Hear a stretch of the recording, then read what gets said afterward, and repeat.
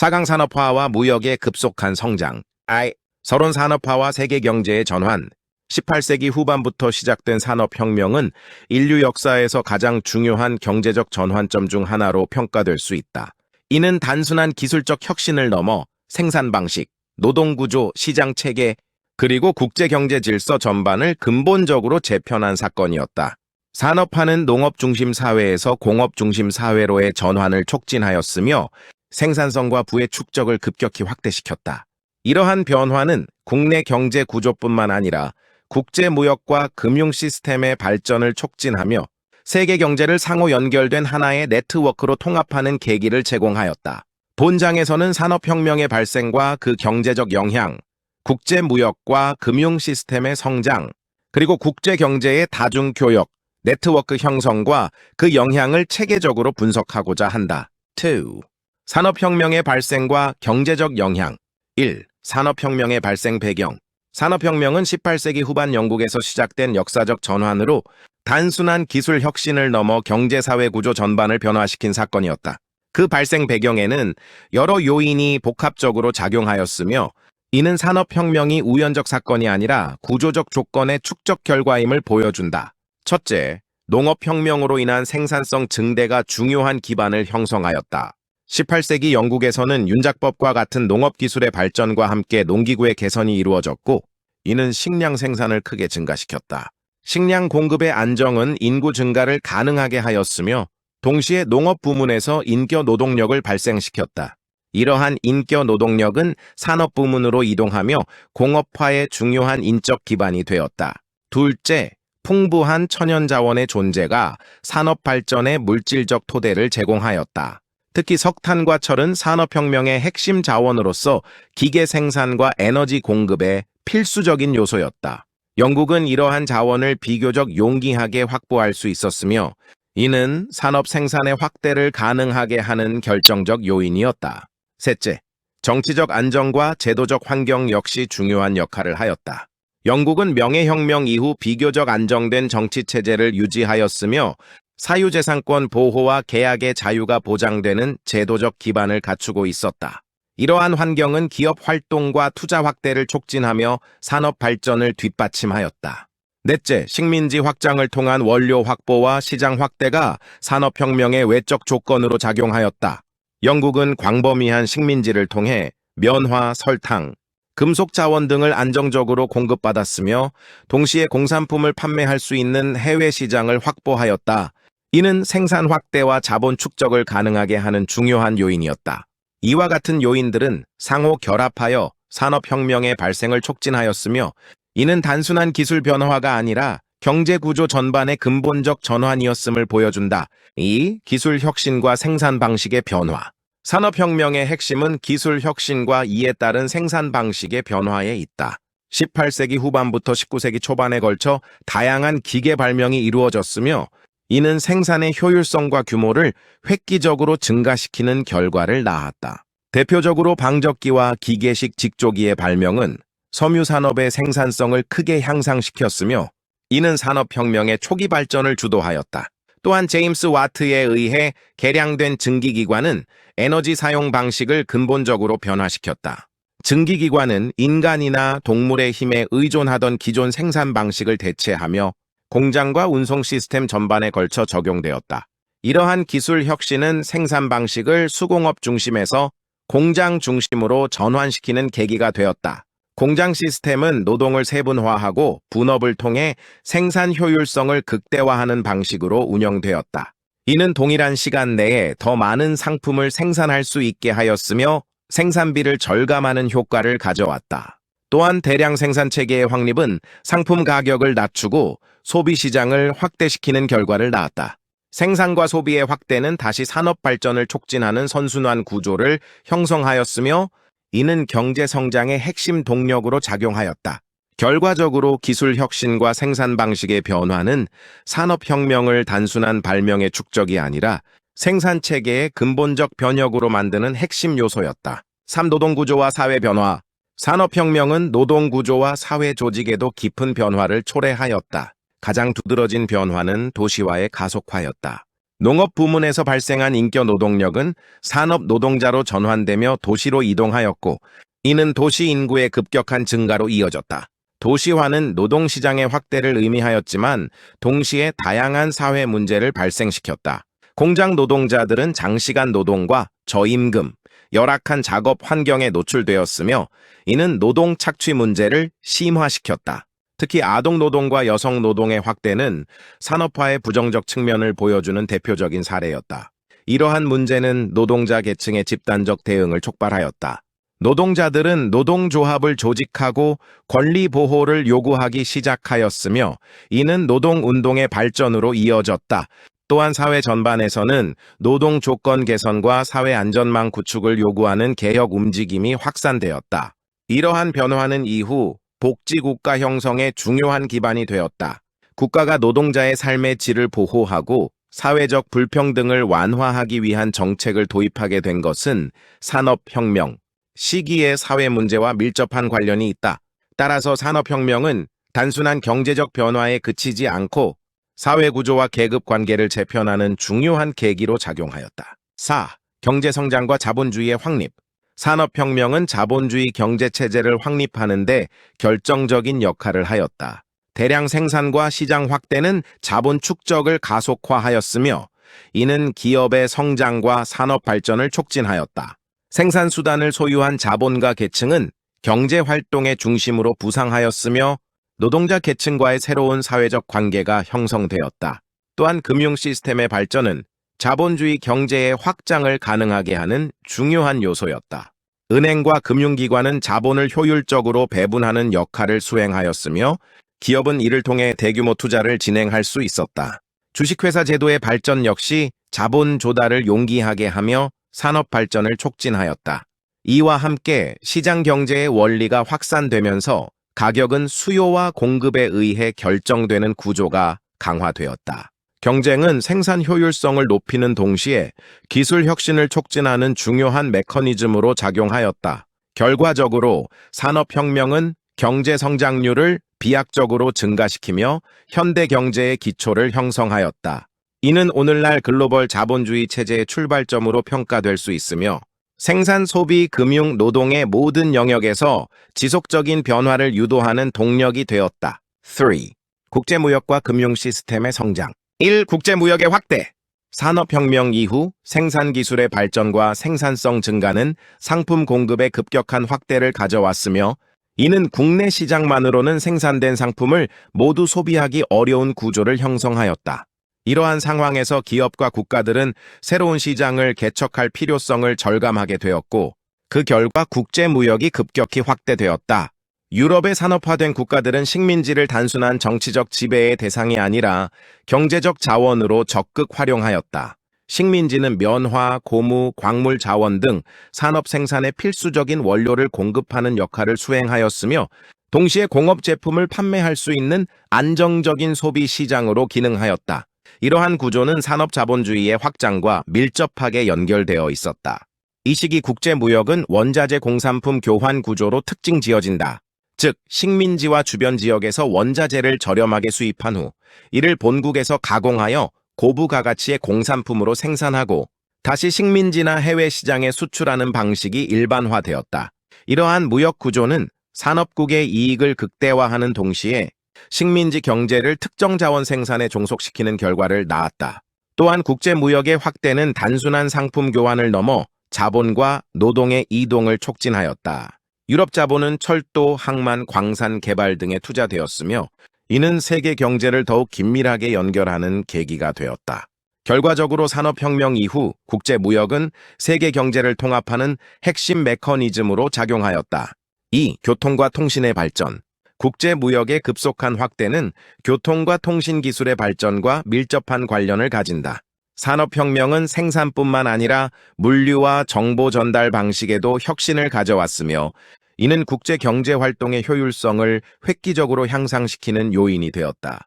먼저 교통기술의 발전은 물류 비용과 시간을 크게 감소시켰다. 철도의 건설은 내륙 지역과 항구를 연결하여 상품 이동을 신속하게 만들었으며 이는 국내 시장과 국제 시장 간의 연계를 강화하였다. 또한 증기선의 도입은 해상 운송의 효율성을 크게 향상시켰다. 기존의 범선에 비해 증기선은 더 빠르고 안정적으로 운항할 수 있었으며 이는 장거리 무역을 활성화시키는 데 중요한 역할을 하였다. 특히 수에즈 운하와 파나마 운하의 건설은 세계 무역 경로를 근본적으로 변화시켰다. 수에즈 운하는 유럽과 아시아를 연결하는 해상 거리를 획기적으로 단축시켰으며 파나마 운하는 대서양과 태평양을 연결하여 미주 대륙을 중심으로 한 무역의 효율성을 높였다. 이러한 인프라의 구축은 글로벌 물류 네트워크의 형성을 가능하게 하였다.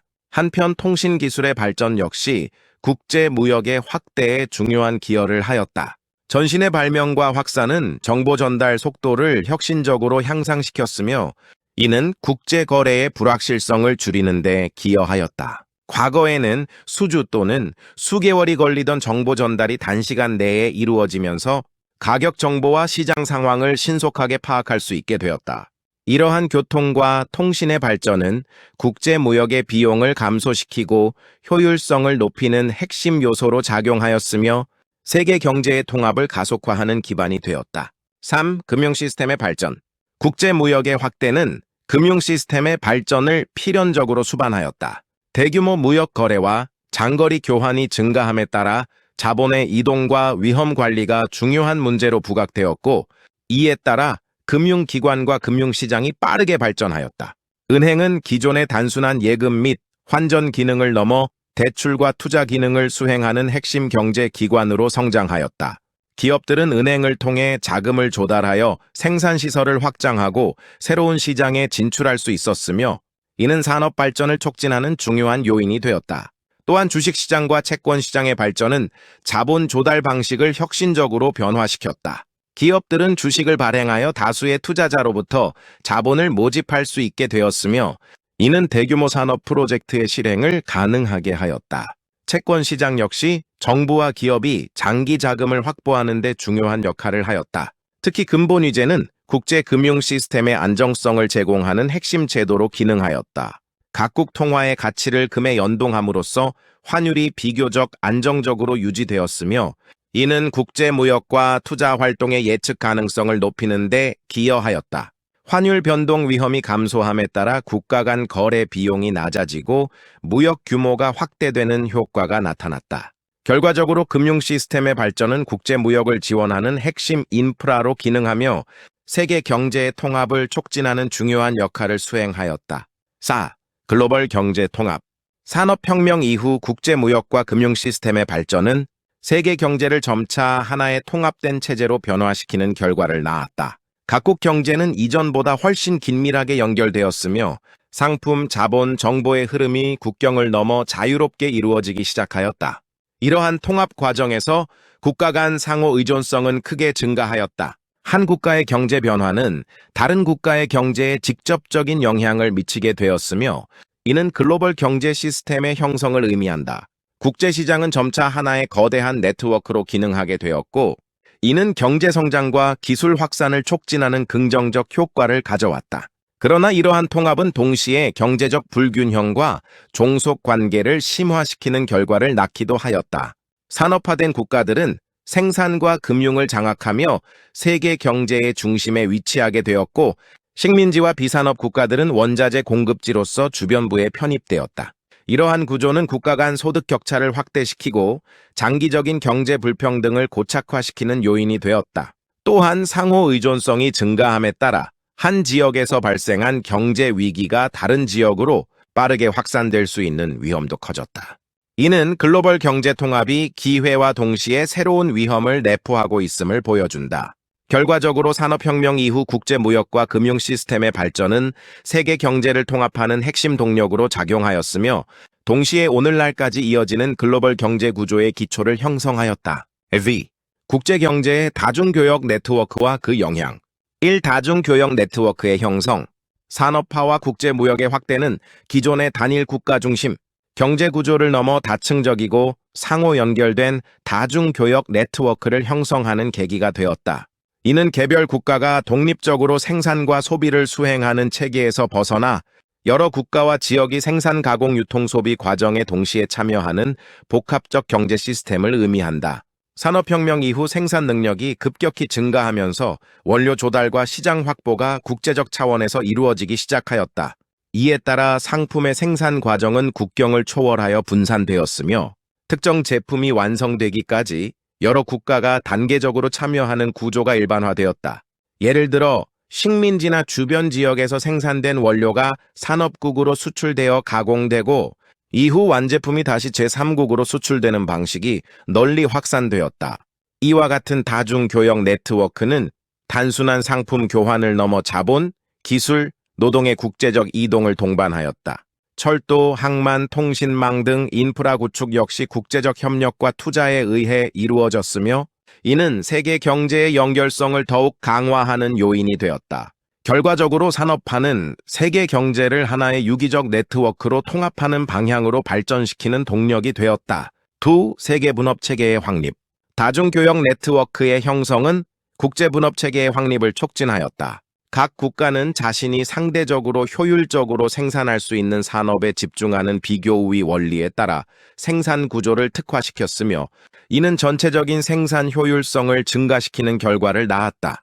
산업화된 국가들은 기술과 자본을 바탕으로 제조업과 금융산업을 발전시키는 데 집중하였고 식민지 및 비산업 지역은 주로 농산물과 원자재 생산에 특화되었다. 이러한 분업 구조는 국제무역을 활성화시키고 경제 성장의 기반을 제공하였다. 그러나 이러한 국제 분업 체계는 동시에 구조적 불균형을 내포하고 있었다. 일부 국가들은 고부가 가치 산업을 통해 부를 축적하는 반면 다른 국가들은 원자재 공급에 의존하는 경제 구조에 고착되었다. 이는 경제적 종속성을 강화시키는 결과를 낳았으며 장기적으로 국가 간 소득 격차를 확대시키는 요인으로 작용하였다.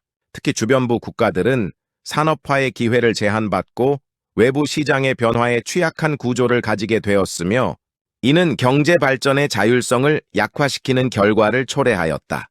따라서 국제 분업 체계는 효율성과 성장의 원천이 되는 동시에 불평등을 심화시키는 이중적 성격을 가진다.